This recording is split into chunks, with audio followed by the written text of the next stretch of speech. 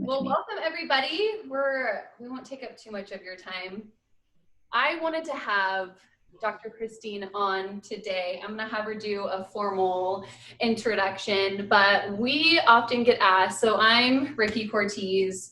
I coach primarily women, pre-postnatal fitness here in Napa, California. We've gone virtual now as well. So my husband and I own a gym locally in town called CTS Fitness and Performance. Given our current situation, we've taken a lot online as well.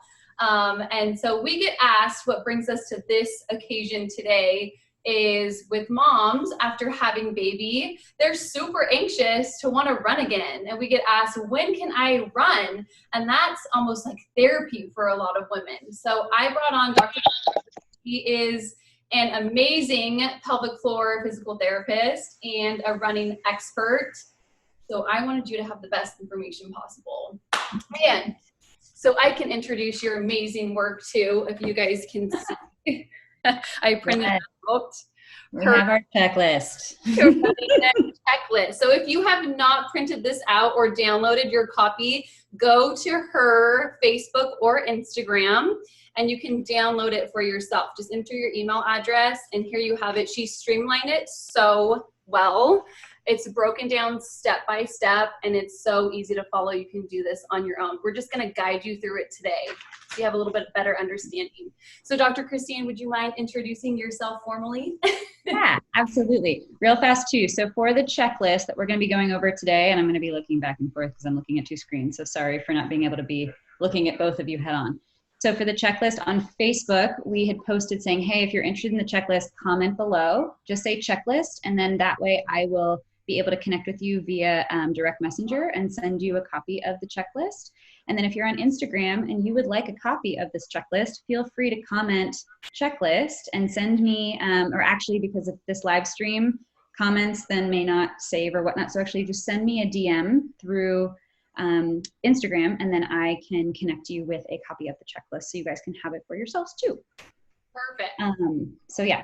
So yes, as Rikki said, I am Dr. Christine Pieton. I am a sport and women's health physical therapist, and I am also a return to running expert and specifically specialize in helping mamas return to running postpartum because there's so many important changes that happen in the body and special considerations that need to be made to support that system for all the amazingness that it just did in creating human life and also the unique needs that are happening during that postpartum period for healing and recovery, and then rebuilding back our base of strength and support for daily life activities because moms, you are full-time athletes.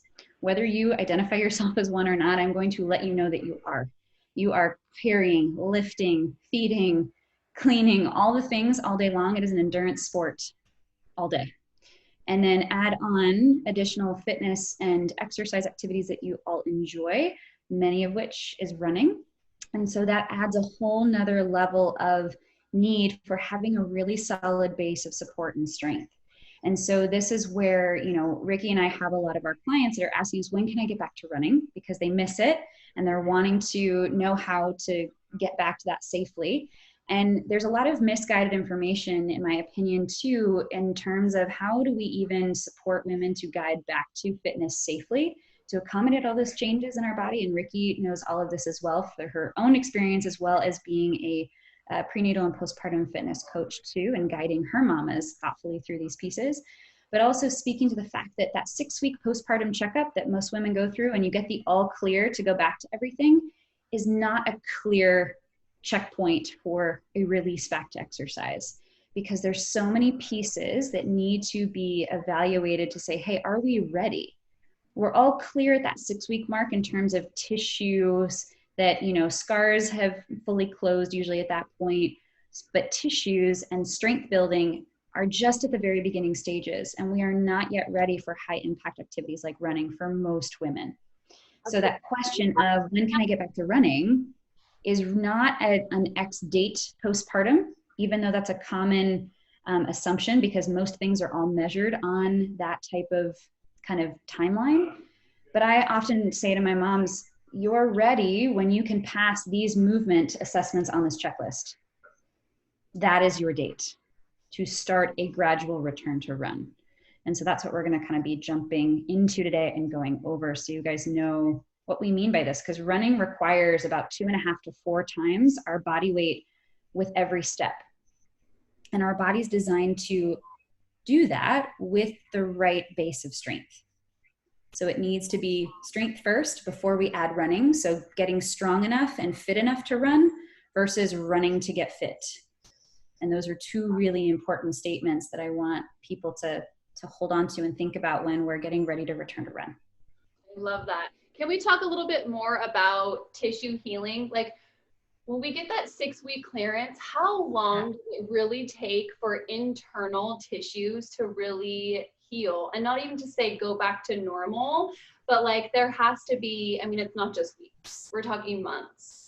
So we can still incorporate a little bit of that higher impact activity through strength training as we honor that healing time. Great question. So yes, our typical tissue healing windows, and when I say tissues, I'm talking about, skin, muscle, fascia, anything that's basically not bone tissue. The typical healing cycle for those tissues is at a minimum of 3 to 4 months. And that's assuming that we have no complications and that we are, also in a place where our body is able to, be optimally healing. And a postpartum body, in my opinion, needs even more than that, because you're not getting a typical recovery window. You're full-time caring for your baby. You are on sleep deprivation cycles.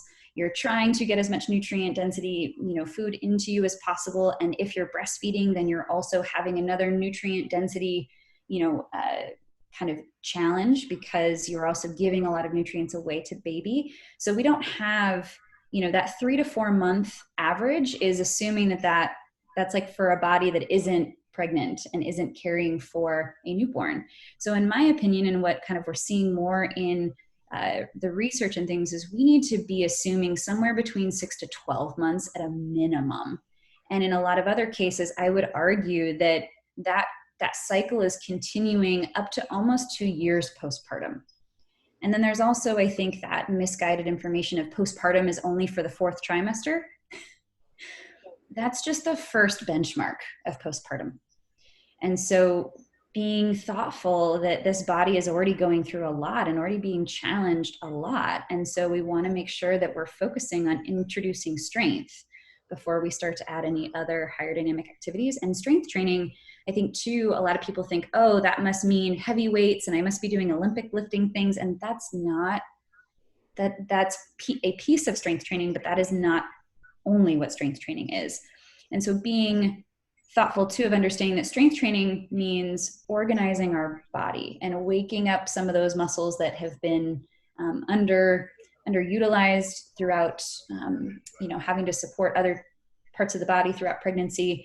And then also we have a core that has been, asked to expand and stretch quite a bit throughout pregnancy. And that muscle now needs time to reorganize and relearn how to do its job again, as well as a pelvic floor that did the exact same thing.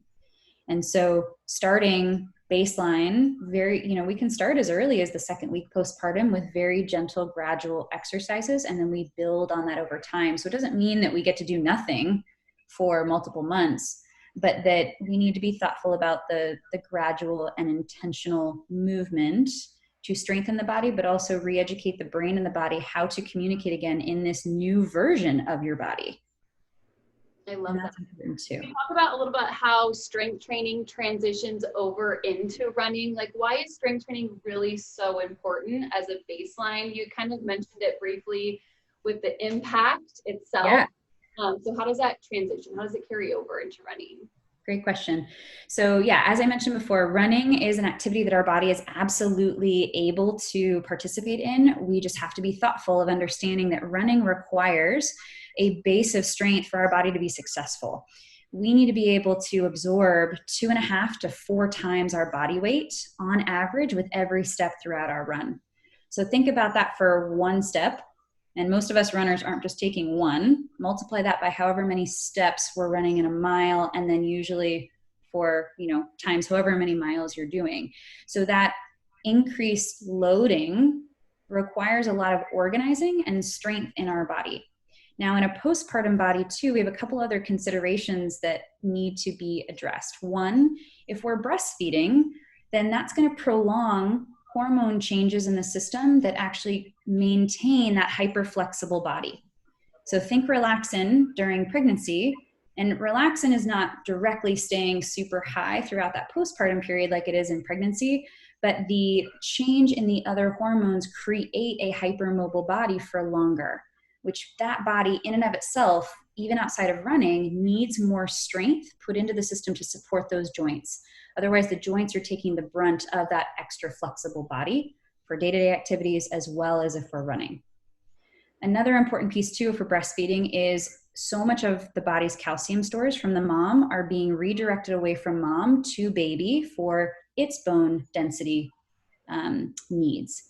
That can put mom at an increased risk for stress fractures if we're getting back to running too quickly and if we're increasing our mileage too quickly without having good strength support. And strength training puts a healthy amount of stress on those tissues in a lower impact system.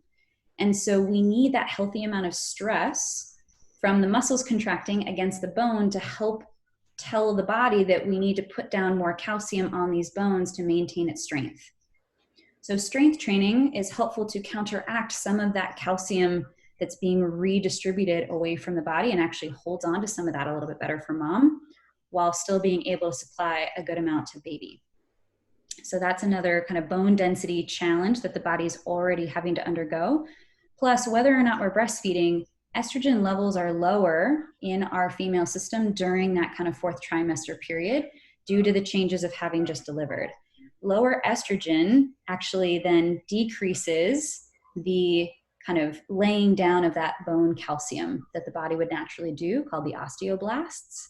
And so with that, we need to be supporting the body both from a nutrient density standpoint for more calcium, but the other way that we do that is by building and doing strength training on a regular basis. So even just for women's long-term bone density health, strength training is so important, both for, day-to-day activities, but also for running. And we want a body that's healthy and strong for a long time. Yeah. All right. So say your mom got cleared. I know we have some prerequisites. So I know on your checklist here, I'm going to keep showing everybody because I love it so much. Yeah. Been cleared. Like I said, if you want this checklist. So you've been cleared by your MD or your OBGYN. You're at least 3 months. So I have some moms that on average are getting cleared between 4 and 6 weeks. And there's no mention of how to return to exercise. It's you're cleared, no guidance, no direction. So what does that mean for mom? Mm-hmm. Yay. I love to run. I'm going to lace up my shoes and go for a run. I was just cleared. So we have some prerequisites before whoa, Nelly, let's hold off just a little bit. Yes. And we have some checklist items to go over prior to even hitting the ground running. So do we want to go over some things now? Yeah. Right. So real fast too. So the 3-month recommendation is actually based off of some newer research that's recently come out. And again, speaking to the point that we addressed in the beginning of this video about tissue healing cycle times, needing kind of that 3 to 4 month benchmark for typical tissue healing outside of pregnancy windows and postpartum windows. So, the 3-month recommendation is, like I said, a recommendation because of those tissues still very much being in a healing process. And also the fact that we may be breastfeeding, we have all the calcium things I just mentioned, a hypermobile system, all those things. Plus, in order for our body to just build strength in general, that takes a good 8 to 12 weeks of regular strength training before the body has a capacity of increased strength. So if we're thinking too about how long it takes to build muscle back up, and also for tissue healing, that's where this 3-month recommendation comes into play. So just to give people a little bit of context around that too, because so many runners, I know, we want to get back to running super fast. And when I say 3-ish months, they jaws drop. Okay, this is why. That's not to say that some women can return sooner, but this is also where I say, okay, these are pieces of the recommendation what the literature is showing because of those pieces.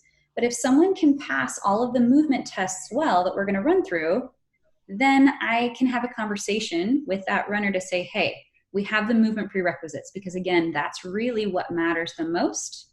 Because if our body has that capacity, then we can be intentional about a return to running program before 3 months. But for most women, that's not possible, especially just because of all of the other challenges and stressors that your body's already going through, and the fact that most of the time through this entire 3-month window, you are sleep deprived to no other. So recovery for your body too is on a very different cycle than it would be if you were able to get a more typical, 6 to 8 hour kind of recommendation for full nights of sleep. So just to kind of put that disclaimer out there as to why that's the recommendation and why the research says that. I love that too. And we have touched on it before, like the all or nothing. I encourage moms to, I kind of prep them in pregnancy. Like if you want and I hate to use the word speedier, but you don't have to wait for that green light to start exercising. There's so much you can be doing prior to that clearance. Yes. Gentle, strength-based exercises compatible to your current situation. Everybody's delivery and pregnancy is going to be different. So it should be more individualized at that point. But it doesn't mean you go from like doing nothing to all of a sudden jumping into doing something. There is, like you mentioned, a gradual approach from even like day 2 of delivery. You focus on, breathing, and then you progress from there. So much can happen, and that's going to jump you up a little bit earlier into that process rather than having to keep postponing everything, because we get antsy. We start feeling good, and mentally we may be in a different place than we are physically, and that's a really hard thing to kind of balance out. Totally. So yeah, I love this checklist just because it gives you a physical reference on kind of where your baseline is at, and something to work towards too if you aren't quite there yet. Bingo. And this kind of assessment tool is also what I like to do in terms of helping individuals highlight where they already have good strength, and then where we have opportunities to gain more strength. So this checklist provides a lot of helpful feedback. So if we can't pass all of the checkpoints now, what was difficult for you in this checklist is what I then encourage my clients to start to work on. And if the movement itself that's in the test is too challenging, then we modify that and we break it down into smaller pieces to eventually be able to build it back up.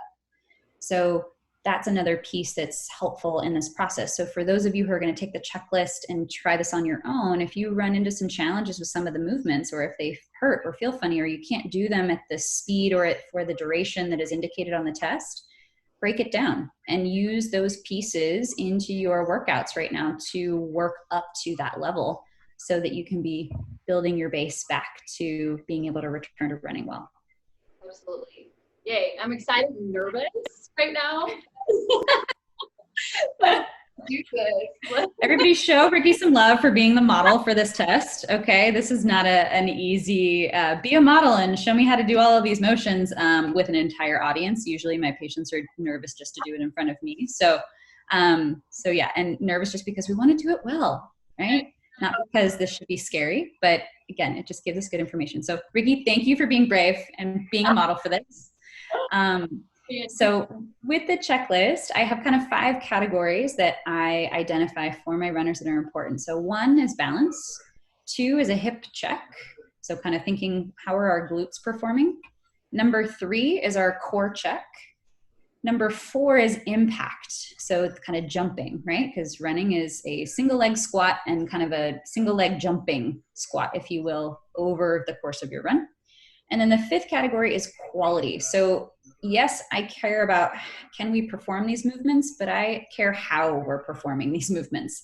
Because if we don't have the quality base with these movement tests, then that carried over multiple steps on a run is going to eventually lead to overuse, injuries, and compensatory patterns that are not going to serve us to stay strong as a runner. So I'm looking at the quality pieces in each of these categories.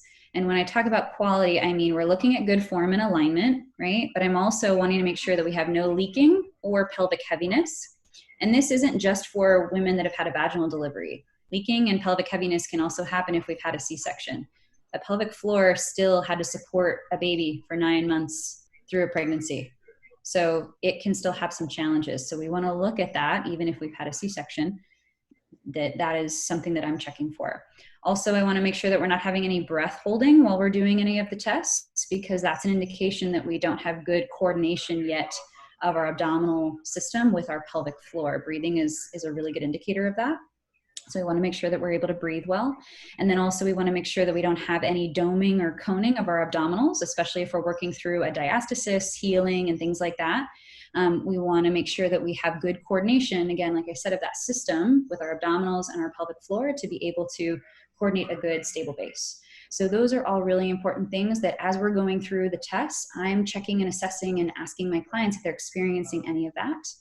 And then two, I'm looking for a full 24-hour kind of assessment afterwards if there's any delayed symptoms. So maybe we felt good during the test itself, but within 24 hours, if we have any pain or discomfort, and especially any pelvic heaviness, if we're working through a pelvic organ prolapse recovery, these are going to be things that I want to assess and check in with my patients to make sure that that's not popping up within that 24-hour window. So that quality check is during, but then also kind of for a full 24-hour window after. All right. So let's go into our first balance test. So when we are running, we need to make sure that we have good balance, because running is a single leg stance activity throughout the entire thing. So can we stand on one leg well, and can we do it for 60 seconds? Okay. So Rikki here is demonstrating she's standing on one leg, and she's got her other leg marched up to hip height, okay? And we are checking for, do we have any wobble or sway that's pretty significant? I'm also looking for, do we have one side of the pelvis that's kind of dropping down below parallel? Rikki's doing a great job at keeping everything stacked. And then I'm also always looking at my runners too, if they're using a lot of ankle wobble to kind of try to stabilize themselves, or if they're able to organize well with that rib cage, you know, stacked over that pelvis and being able to use their core system rather than their ankle to provide all of that support. So Rikki, nice job. Looking at the other side and comparing both sides too, because sometimes we'll have one leg that's great, and then all of a sudden we have a totally different environment on the other side. Yeah. So we want to be looking at both. And a lot of people think, oh, standing on one leg, that's not a big deal. Standing on one leg for 60 seconds is not as easy as many people would think, and especially soon postpartum, super hard, because we're still reorganizing a body that is a newer version that we're not as familiar with. Okay, so that's the first test. Can we balance, and can we do it well on both sides for 60 seconds? Next test is going to be our hip check. So I have two kind of sub-tests under the hip check. One is, can we perform single leg squats from a chair? Okay, and then the other one is going to be a step-up test. So Rikki, we're going to have you do the chair one first. So go ahead and take a seat to start. And then what I like to do is I have, one leg that's just kind of kicked out, and that heel can stay on the floor, totally fine. If you are a pro and you want to float it up, totally fine, but I still gather enough information from the test by keeping that longer leg extended and on the floor, totally fine. So from here, we're going to do a stand to sit continuously for 30 seconds. And Rikki, I'm not going to make you do it for 30 seconds, but just for everyone's knowledge, 30 seconds. So go ahead, Rikki, go ahead and stand straight up, no hands for support. Yeah, they can be on your hips or they can be out in front of you. I don't care either way. But what I'm looking for here is, do we have good mechanics to be able to A, come up out of the chair? And also, do we lose our balance? Are we able to keep consistent speed throughout the 30 seconds? So do we start to slow down? Do we have any pain, discomfort? And then what I'm also looking for here is, do we have a leg that's able to keep that knee pointing straight forward over the toes, or does it wobble a lot when we're coming up and coming down? If we have a lot of wobble, that gives me indication that we still need more hip strength. If we can keep that knee well in line with that big and second toe as we're coming up and down, and when I'm talking about the knee, I'm talking about the working leg that's that we're actually using to squat. If we're able to do that well, then I consider that a pass. And by doing it well, it needs to be cleared on both sides because, again, we use both legs when we're running. So if we're strong on one side but not strong on the other, that's not a pass to me. That's an opportunity to gain more strength. Cool. Thanks, Rikki. The next one is going to be a step-up test. And I like to use either, a stool or a box or something that we can, measure. And so for this one, we need to be able to step up and down off of that step continuously for a minute without any knee pain, without having any issues in terms of coordinating our balance, also not having any issues with being able to keep that pelvis level throughout that whole test. And so again, this is often one that people think should be pretty easy, but when you're asked to do it for 60 seconds, it highlights where there may be challenges in endurance, because usually we're running for a little while. So endurance is also a big piece of our strength test. So if we can pass both of those really well, then I can take it to the next level, and that's when I will use a metronome. And you can get a free app for a metronome very easily. And I want to see, can we hit that at about 80 beats per minute?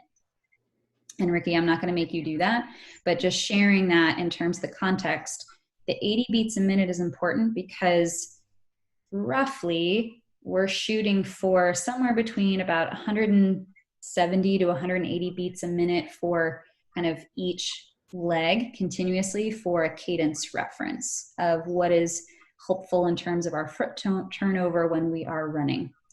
So I'm also looking at that piece when I'm checking for these pieces, because that's another indication of potentially a risk for injury. If we're not able to maintain that speed well and over the course of a minute or 30 seconds, depending on which test I'm doing, and all of these pieces are written in the checklist, then that gives me indication that we have an opportunity to keep working on some things before we release somebody to start to fully run or ramp things up. And this is especially important if I have a mom that is really wanting to try to run earlier than that 3-month mark. We need to be able to do all of these things really well before I feel comfortable to say, yeah, hey, I think that we're ready for that, or at least to educate my moms of why that's a concern for them, and then being able to help them make the best decision for their body. This is about 6 inches in height. Do you recommend going any higher than that or sticking with like a lower box? 6 inches is what the literature recommends in terms of a step-up test. So it's kind of based on research. But yeah, if you have something close to 6 inches, I'm not that, hardcore about it, but 6 inches is what the recommendation is for research and literature. On average too, 6 to 8 inches is the standard height for, like in the construction world, for stairs. So if you have stairs in your house, that's often usually a good benchmark or measure. So you can use that too, if you don't have a stool or something like that. Do you want people step down and step up, or do you want it to be more like a bounce when you pick up the tempo? Because some of my competitive moms are going to want to pick up the tempo a little bit. Yeah, good question. So it's up and then down counts as 2. Like that? Yeah. And so if that's easy, then you can definitely pick up the speed for sure. But my minimum benchmark is that you can do it at that kind of slower speed, that 2 count, without any issues. If you can do it faster than that, that's extra bonus points, but that's the minimum. Yeah, good question. So for the next test is our core test. So we're looking at, can we hold a full plank on our elbows, which is the most challenging kind of version of a plank. Can we hold that for a full 60 seconds? And can we do that with good quality and form? And so, Rikki, I will let you hold however long you want on a plank. I'm not going to make you hold it for a full minute. You have a question? Yes, some you can go feet together or apart. What do you recommend? I like to have about hip distance apart between the feet. That's a little bit more of a personal preference, but yeah, feet together is going to be harder because we have a narrower base of support. And then the further the feet are apart, then that's more support. So I kind of like to go right in the middle of what would be a more typical stance if we were just standing, and using that as my reference point for the plank. Yeah. You make me sweat. So what I'm looking for here is, do we have any low back pain? Are we unable to hold? Are we unable to breathe? If we're doing any breath holding, that's, you know, a question mark for me. I'm also looking, are we able to keep that connection of our abdominals, any doming or coning, things like that, and going through that process with my mom as they're holding the plank. Cool. Perfect. Okay. And then another test under the core test is also, can we do a wall sit for 60 seconds?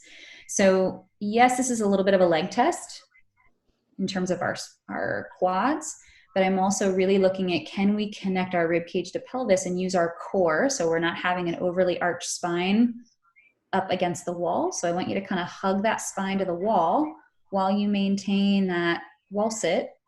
And ideally, we want our hip angle and our knee angle to be at 90 degrees. If we're not able to maintain that, we can come up a little bit and do that test, but ideally I want it to be at that 90-90 mark at the hip and the knee. And then you would hold for 60 seconds and assessing for all the same quality checks. Okay.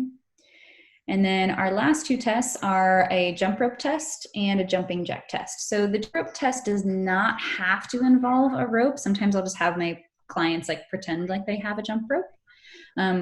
A regular jump rope, or especially if it's a weighted one, will definitely give us a little bit more of a challenge to have to work against. That's like next level testing. But being able to at least double leg hop like you're doing a jump rope test is enough to give us information. So I'm looking at this also for, can we do this for 60 seconds and can we do it well? And the impact tests are really a indicator for, can our pelvic floor handle the loading? So if we have any challenges with controlling bowel and bladder with our running, it's going to get highlighted in the impact test. So often I find that the impact tests are usually the harder piece for most people.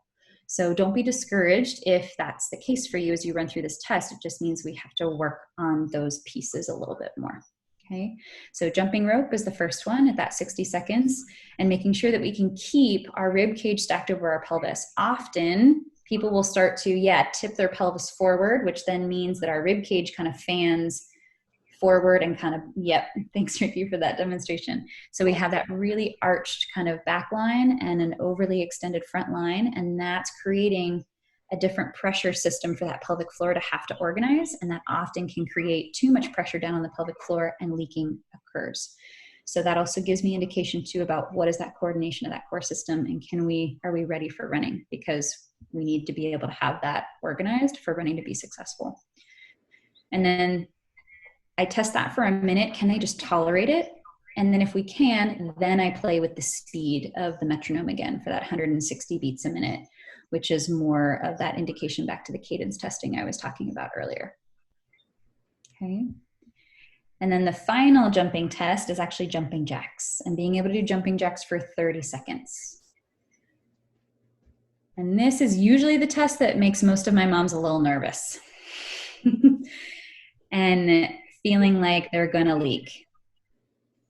Okay, so if you already are nervous before the test starts, that's usually an indication that we need to work on that before we start running.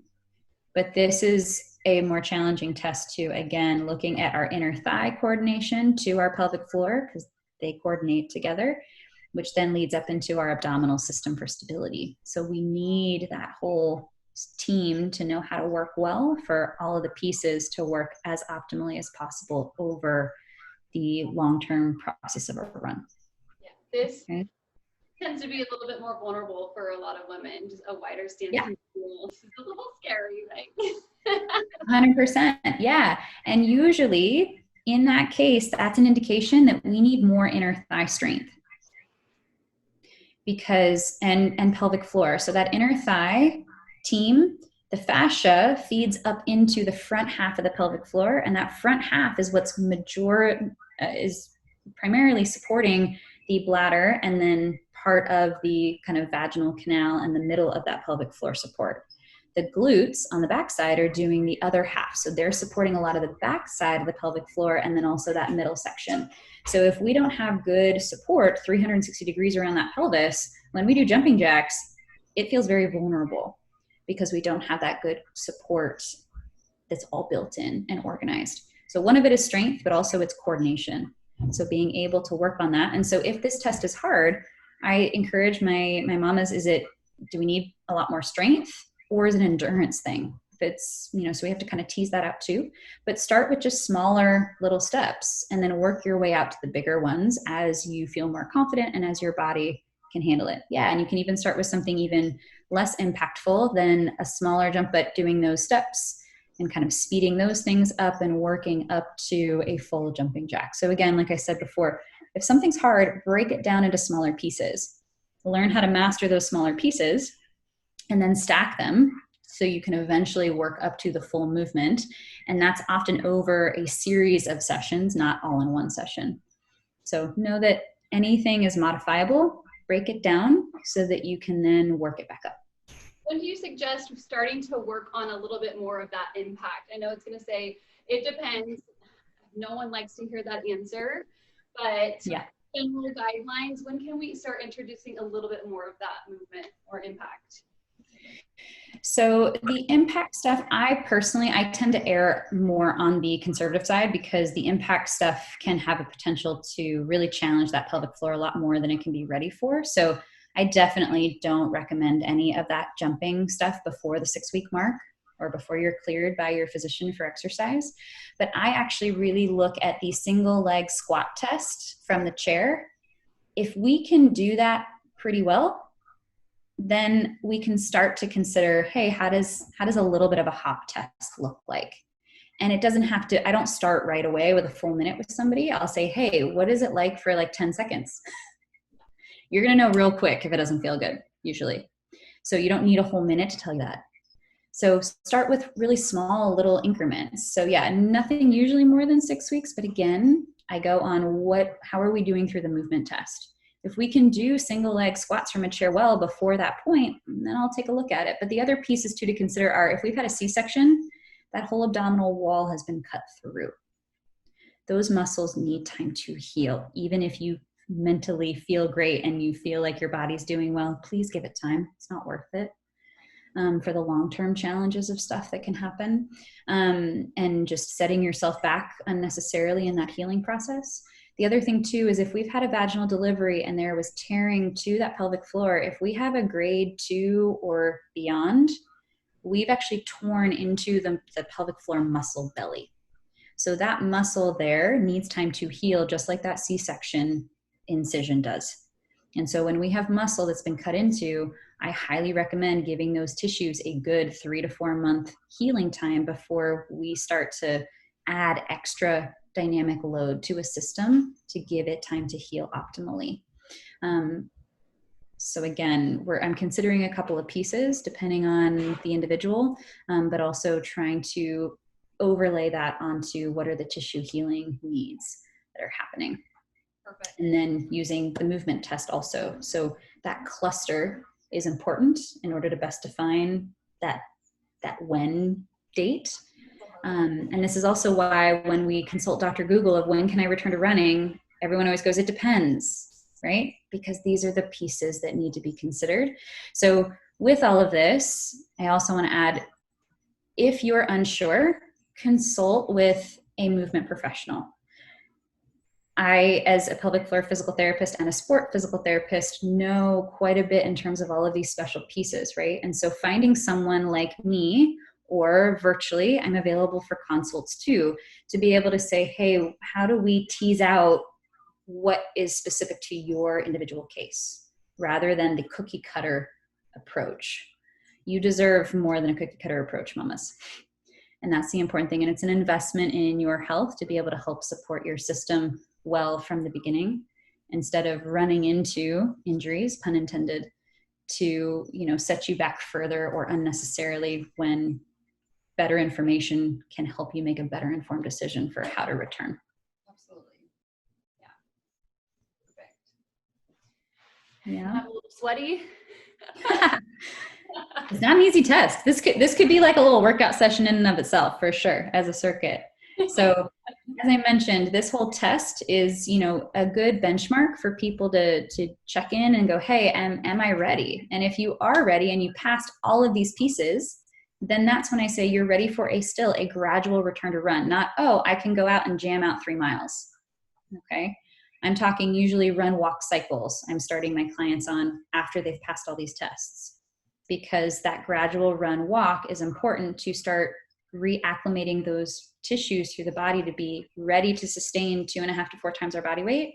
And then also that over a period of time. And we need to be thoughtful about, how long we're loading those tissues under time. And that needs to be gradual too, because often it's been weeks or months since our last run cycle. So we need to start back at the basics and build the system back up. I love that. And what often gets neglected too is you get the green light for running and all the focus is on running, and we neglect still the strength training portion. So it doesn't mean like, oh, I've done my 8 to 12 weeks of strength training, I can run, and then that gets pushed to the back burner. It needs to be incorporated together continuously. Absolutely. Every training plan I work on with my moms and things like that, and all of my runners, we are alternating strength and running days. So no plan that I will ever give anyone will only have running on it. We have to have that strength to be able to maintain that base that we built, but also to maintain the resiliency of our system to be able to still tolerate those 2.5 to 4 times our body weight loads for our running. What often causes runners to run into these cycles of re-injury is because we're not maintaining good strength. We have to have the strength training to support the running continuously. I love that. And I love that your guide gives you so often, it's like, it depends. Well, where do I start? What do I do? And so this is so nice to say, okay, it just gives you that step by step. I love feedback. I love takeaways to say like, give me something to do. Like, where do I start? So this checklist is so perfect. It'll guide you straight through. And of course, if you have any questions, feel free to reach out to either one of us. I don't have the answer. I'm always asking an expert. So have her, Dr. Pieton, in your corner because she's amazing. It's important to, consult with someone who knows these things. I had to go to graduate school to learn all these pieces. So to think that women are left to say, figure it out on your own or just listen to your body, that's not helpful information. And also asking women to have to decide that for themselves isn't fair, in my opinion. That puts the burden back on the mom to have to decide, is this okay for my body or not? And so having someone on your team, like your pelvic floor PT, also having a, prenatal and postpartum, strength coach like Rikki is so valuable in terms of helping your body to be able to feel strong and confident, not just for these recovery periods of postpartum, but also just into motherhood to feel strong, because you all are doing superhero things every day. And the last thing that I ever want any of my mamas to feel is that their body can't keep up with them. I do want to say any warning signs you had mentioned. So any red flags, your body is trying to tell you something, right? So anytime you have pain, pressure, leaking, pulling is kind of like, whoa. So you hear the statement, just listen to your body. Sometimes we don't know what we should be listening for. And those sort of red flags are like, hey, something's not right here. I need to pay a little bit more attention to these areas. And so that would be a good time to visit a pelvic floor PT for sure. Absolutely. Yeah. And if these are continuing to be an issue for you and things like that, know that you're not alone and you don't have to figure it out by yourself. Often, depending on where you live and insurance things and whatnot, you may need to consult with your OB to get a referral to a pelvic floor PT. In some states, you can come to see us directly. So it depends on the case. But yeah, if anyone is interested in how do I find a pelvic floor PT, and some people don't even know that we exist. We're a unique specialty, but we fall under physical therapy, and we, know and are trained in the unique needs of the prenatal and the postpartum woman. So we are the people that you want on your team to help tell you when and where and how do I get back to doing XYZ activity. And so there are resources to be able to find someone near you. And many people are doing virtual support, especially during COVID, but also just in general. We're a little bit rare, and especially my combo of a running specialist and a pelvic floor PT. Sometimes you're going to need to find a running specialist that's a sport PT and then also work with a pelvic floor PT. So you may need two people. There's a few of us that are the combo and stuff like that, but there are resources out there, and I'm also happy to answer any questions for people that are challenged by that or need better support of what do I search for. So feel free to shoot me a message, either Instagram, direct message, or on Facebook, and I'm happy to help facilitate that. And then two, Rikki, tell us how we can find prenatal and postpartum fitness coaches like you. Yeah, absolutely. Online, I'm primarily on Facebook, Instagram, both at Rikki Cortese. And then here locally in Napa, California as well, we have our facility right in the center of town. So feel free to reach out to me for Zoom. I have a group pre-postnatal class, which is so fun. And then I also have an in-person group, which I can also do one-on-one training. So we have the gamut depending on what is most suitable for you and your preference. So feel free to reach out to either one of us. Our goal is to get you doing what you love to do.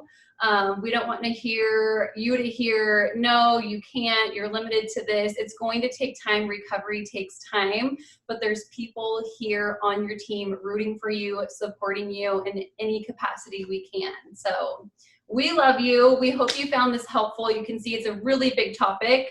We can talk about it all day long. So if you have any questions whatsoever, please reach out to us. For sure, 100%. And if anyone's wanting to learn more about return to run things, also pelvic floor and strengthening and all those kinds of things, I also have my free Facebook group, Mama Runs Wild, and that information is in the checklist also. So if anyone's interested in joining our community, you're always more than welcome.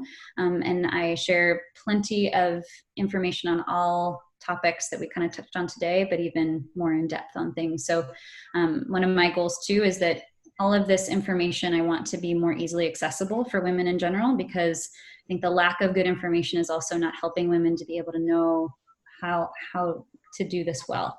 It isn't for a lack of due diligence or wanting to learn. It's just there's lots of information on Dr. Google that isn't always clear enough to help guide us well. And so being able to help take some of the guesswork out is one of my goals in starting this group. So we would love to have anyone who's interested in learning more. Yes. Yay! I'm so excited. This was our first live. So if you liked it, be sure to give us a thumbs up, comment below, give us thoughts. If you want to see more like this in the future, we would love to team up again and share some more info. So I hope everybody has a wonderful weekend, and we'll see you live hopefully soon. Sounds good. Thanks, everybody. Of course. Bye-bye. Bye. All right, we're gonna end here. Okay, yes, we are done with our lives. All right. Okay, are we off all the screens? I think so. I think like, watch, it's gonna keep recording on Facebook, and people are just gonna be hanging out with us. No.